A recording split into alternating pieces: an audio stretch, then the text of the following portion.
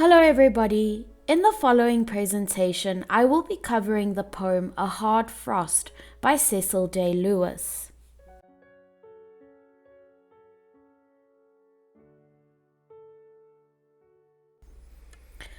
The following is some background to Cecil Day Lewis. Cecil Day Lewis was the Poet Laureate of Britain from 1968 to 1972. A Poet Laureate in the United Kingdom is a poet who is given a special position by the king or queen and who is asked to write poems about important public occasions. He was part of a group of poets who embraced socialist ideals, and he was active in the Communist Party in Britain. An aspect of Cecil Day Lewis's background that is directly related to this poem is his love for nature.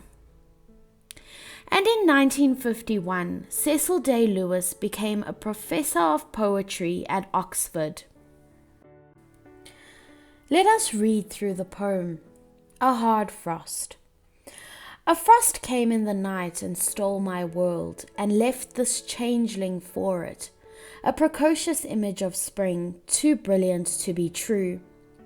White lilac on the window pane, each grass blade furred like a catkin, May drift loading the hedge. The elms behind the house are elms no longer, but blossomers in crystal, stems of the mist that hangs yet in the valley below, amorphous as the blind tissue whence creation formed. The sun looks out and the fields blaze with diamonds. Mockery spring to lend this bridal gear for a few hours to a raw country maid, then leave her all disconsolate with old fairings of aconite and snowdrop. No, not here.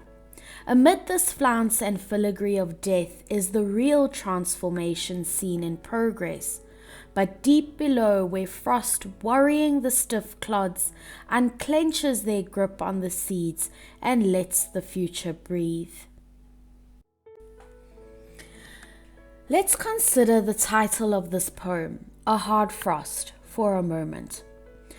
Frost usually occurs when temperatures become very low, somewhere between -2 degrees Celsius. Anything exposed to the night air gets a coating of ice crystals. We generally notice this on the plants and the grass in our gardens during cold winter mornings. As beautiful as frost may be, it is also damaging to plants. The following is a summary of this poem. The speaker describes how a freezing winter night has left icy frost crystals all over the window glass, the grass, the trees, and the hedge in the garden. It looks very beautiful, almost like white flowers showing the arrival of spring, but the frost will soon melt and leave the landscape dreary and grey again. This will eventually allow the seeds, held frozen and dormant through winter, to reach the air and moisture they need to start growing as the weather warms up. He says that this overnight transformation is actually just an illusion, and the real change is happening underground, where the hard lumps of earth are being cracked and broken by the sudden frost. Let us go through a close line-by-line analysis of this poem. Let us have a look at the lines, "A frost came in the night and stole my world, and left this changeling for it." In this first line, what figure of speech do we have here? We can say that we have personification, in that the frost is being given the human quality of being able to steal. From the very start, the frost is described in negative terms. In the second line, let's consider the word changeling. Here we have a metaphor. The frost is being compared to a changeling. A changeling was believed to be some kind of fairy child that had been left in place of a human child who was stolen by fairies. In other words, the human child was stolen by fairies and a fairy child baby was left in the human baby's place. All you need to understand here is that the speaker suggests that the frost arrived during the night and replaced or exchanged the dreary or dull world for a brighter world. Like a mystical fairy, the sudden arrival of the frost seems mysterious. Just like how the changeling is not a genuine child but an illusion, the frost gives a false impression of spring in that the ice crystals look like spring flowers. Let us take a look at the word precocious. The definition of this word is when something is described as being developed earlier than usual. In other words, something that is prematurely developed. Following from line 2, the poem reads that the frost was a precocious image of spring, too brilliant to be true. White lilac on the window pane, each grass blade furred like a catkin, maid loading the hedge. Consider the phrase, too brilliant to be true. This is referring to the sunlight shining brightly or brilliantly off the frost, and it is almost unbelievable. The next phrase to consider is white lilac on the window pane. I want you to picture the speaker looking out onto his garden from the inside of a window. We have a metaphor here in this phrase. The comparison is between the frost on the window and lilac flowers. The patterns created by the frost on the glass of the window to the speaker look like flowers that will blossom in spring. Picture in your mind the speaker now looking beyond the window glass onto the grass outside. Here the speaker observes that each blade of grass is furred like a catkin. Catkins are groups of thin, soft, furry-looking flowers that hang on trees like willow and birch trees.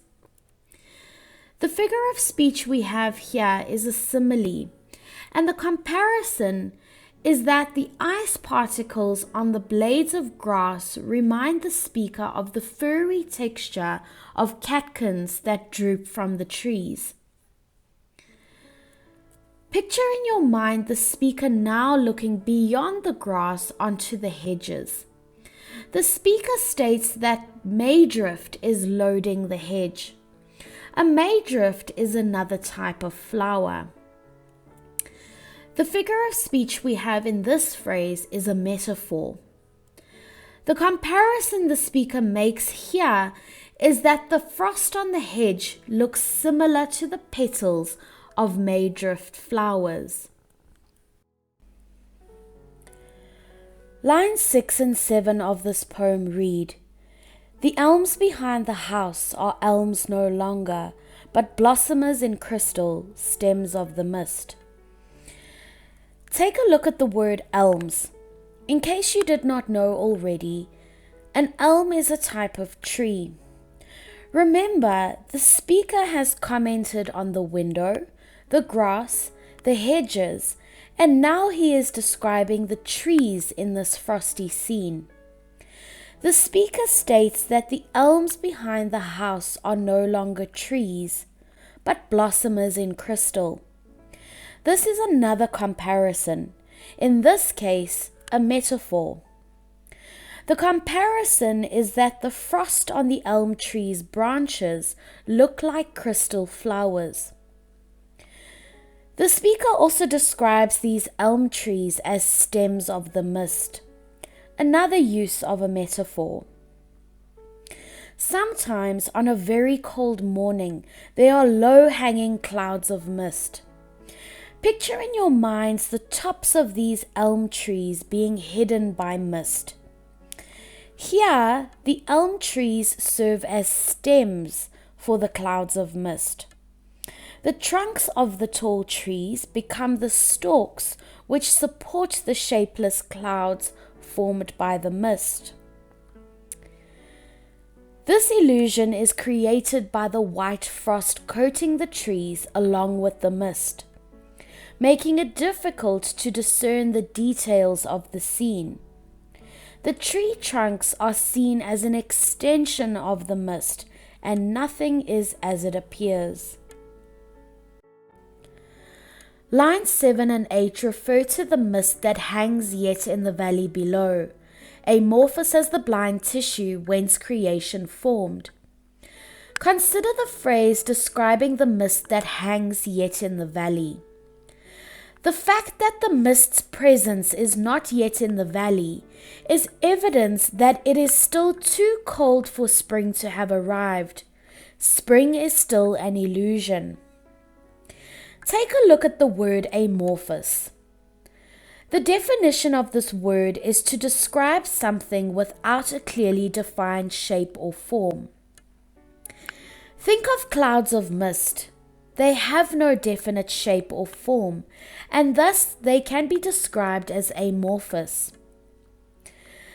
The mist's cloaking or covering the scene in haziness makes it difficult to distinguish the shapes of objects. So not only are the mist clouds amorphous, but the objects hidden by the mist become amorphous too. The mist covering this frosty scene is compared to the blind tissue whence creation formed. Let's break this line down. Take a look at the words blind tissue. Blind tissue refers to a combination of gases. Gases are also amorphous or have no definite shape. The mist is amorphous as the blind tissue or gases whence creation formed. Think carefully about what scientific theory is being referred to here. This is the theory of creation, where the origins of life were formed from a combination of gases that originally lacked definite shape. In other words, we have a reference to the Big Bang Theory here. In these two lines, the figure of speech is a simile. The mist is compared to the gases that caused the Big Bang, in which prior to this, there was no definite shape to life.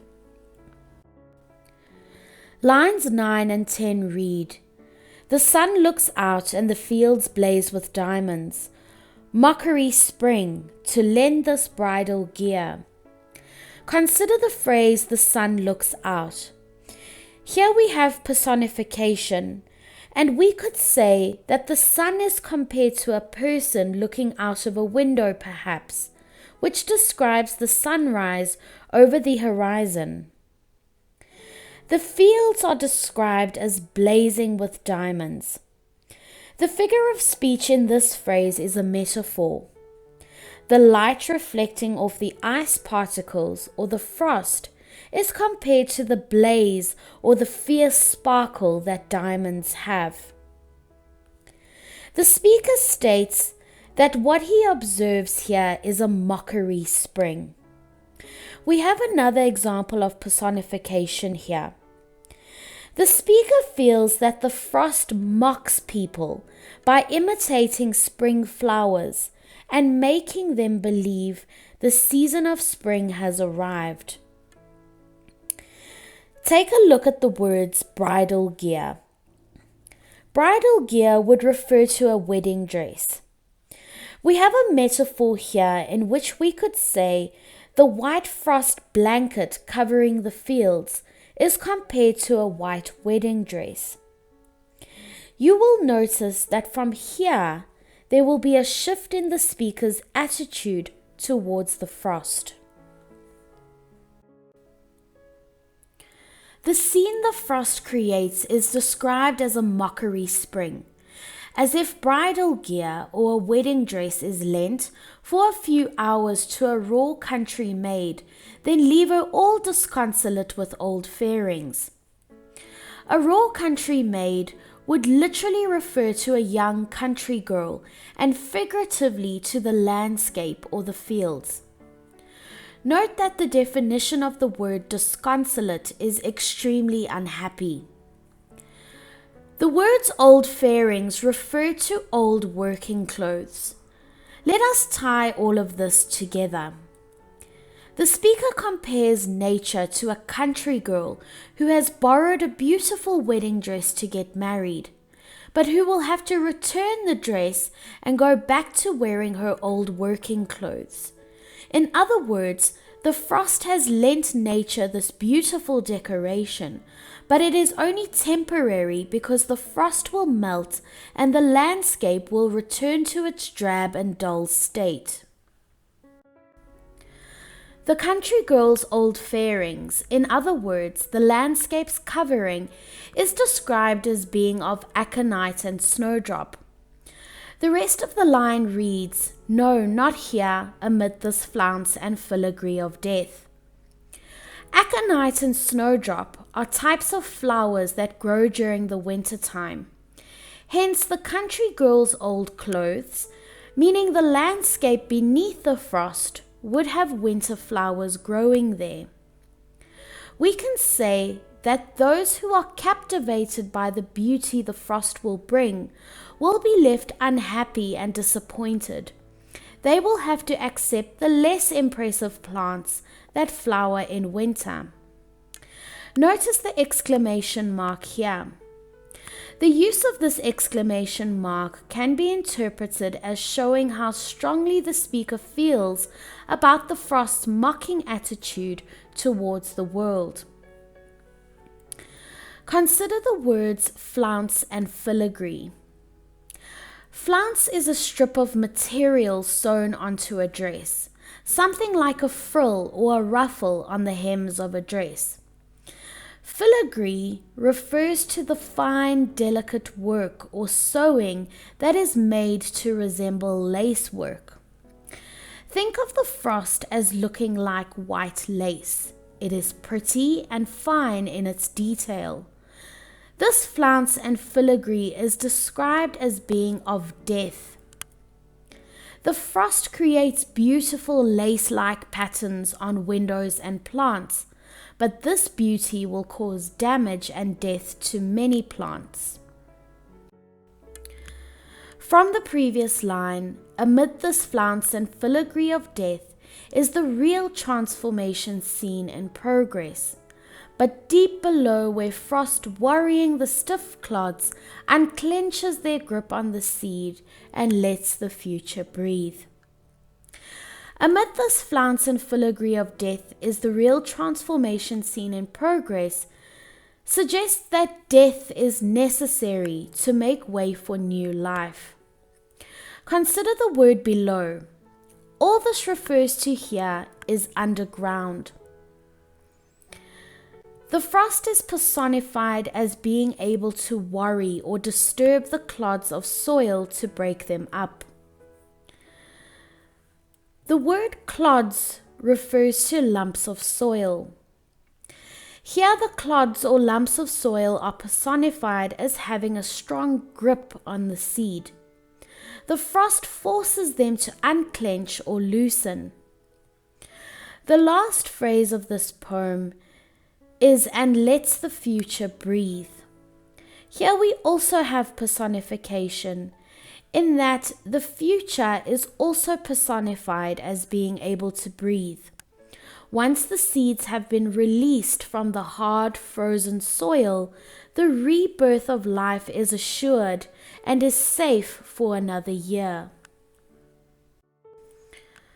An extended metaphor is a metaphor that is introduced and then extended or carried throughout a piece of literature, especially a poem.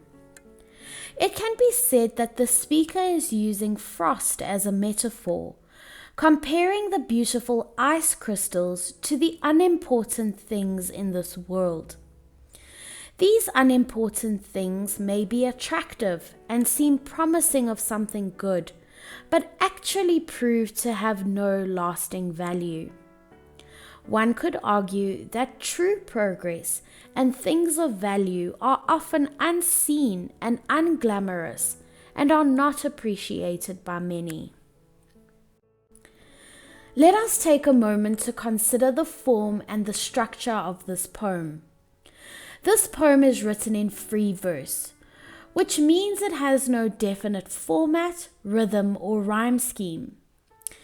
It has 2 stanzas. The first stanza has 9 lines, and the second stanza consists of 10 lines. The poem does not rhyme. There are a number of uses of enjambment. Remember that enjambment, or run-on lines, simply means that at the end of some of the lines in this poem, there are no punctuation marks. Because these lines are read without any pauses, a smooth flow is created, as if the speaker is thinking out aloud. We can consider a deeper meaning or interpretation within the theme of this poem. The beautiful spring-like appearance of the frost scene is deceiving, as it will soon melt away and the landscape that has been damaged by the frost will be revealed. The actual move towards spring is happening underground. It is less glamorous, but it is more meaningful. Similarly, much of what we see as beautiful and worthy is actually an illusion. And the truly important things in life are often happening unseen and unappreciated.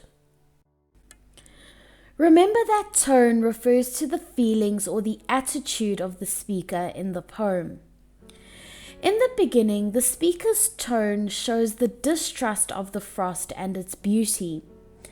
To him, it is a thief who has stolen the real world and replaced it with this changeling, which looks attractive, but is too good to be true. He acknowledges the beauty of the frost, but with a dismissive tone, pointing out that it is not lasting. His description of the mist has an uneasy tone. It reminds him of an ancient substance full of possibility for growth, but without identity or intelligence. Remember the word amorphous. In lines 11 to 14, the speaker's tone becomes disapproving as he compares the frost to a mockery who tricks the poor innocent country maid into thinking she has been given all this beauty, the bridal gear, that will disappear and leave her disappointed or disconsolate with nothing but a few old fairings or worthless items. The speaker ends with a more positive tone as he points out where the real work is being done, where he says, no, not here, but deep below, where the frost works not to trick and destroy, but to crack and break the hard clumps of soil so that the earth is loosened and the dormant seeds are released in time for spring. The last line of the poem has a tone of satisfaction as the speaker says the frost lets our future breathe. The change in tone shows that it is not the frost itself that the speaker disapproves of, because the frost is actually valuable work where we don't even see it. It is the superficial, illusionary beauty that damages the plants that the speaker distrusts. This can be extended to life, where beauty is often superficial and real value is harder to see. Thank you for viewing this poetry lesson on Cecil Day Lewis's poem A Hard Frost. Please be sure to subscribe to my channel for more poetry and various other concepts for English Home Language and English First Additional Language for grades 8 to 12.